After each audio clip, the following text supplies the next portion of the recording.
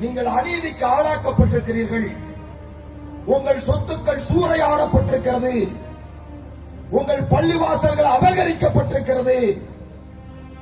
உங்கள் பிள்ளைகள் படிக்கின்ற மதரசாக்கள் முடக்கப்பட்டிருக்கிறது. கடைசியிலே உங்களை அடக்கம் செய்கிற கபர்ஸ்தானை கூட அவர்கள் கையகப்படுத்தி இருக்கின்றார்கள். பீரங்கிகளையும் துப்பாக்கிகளையும் எதிர்கொண்டு இந்திய தேசத்தின் விடுதலையை பெற்றுக் கொடுத்த கூட்டம் இந்த கூட்டம். சிறுதுள்ளி பெருவெள்ளம் வந்து வந்து வெள்ளம் வீட்டை அடித்து விட்டது. ஒரு உயிர் முச்சமாக இல்லை. கடைசியில் என் கை குழந்தை கையிலே இருக்கிறது.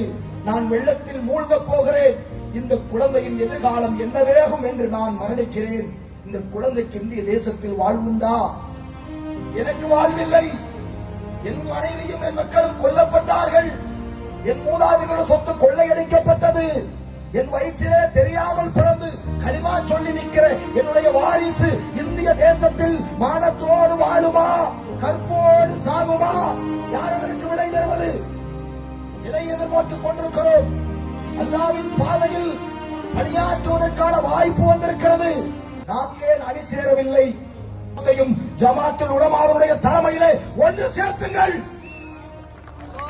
எவனெல்லாம் ஈமான் கொண்ட முஸ்லிமோ, லா இலாஹ இல்லல்லாஹ் என்று இந்தியாவில் எவன் கலிமா சொன்னையோ, சர்ரா ஜமாத்துல்லாஹ்வுக்கு கட்டுப்படுறா என்று நீங்கள் சொல்லுங்கள். நாங்கள் தயாராக இருக்கிறோம்.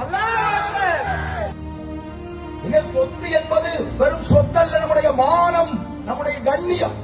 வக்ஃபு சொத்து என்பது என்னது? நம்முடைய மானம், நம்முடைய கண்ணியம், நம்முடைய வரலாறு, எங்களுடைய பள்ளிவாசல், எங்களுடைய வரலாறு.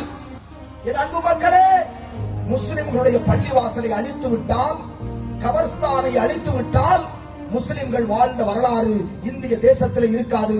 உங்களை அழிப்பது எளிதாகிவிடும்.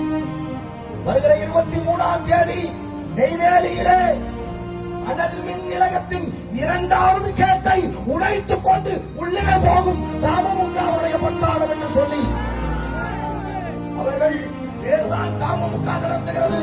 ஆனால் மக்கள் பெருவெள்ளம் அநீதிக்கு எதிராக ஆர்ப்பரித்து வாருங்கள் என்று கலிமா சொன்ன முஸ்லிம் கூட்டத்தை அழைக்கிறார்கள்.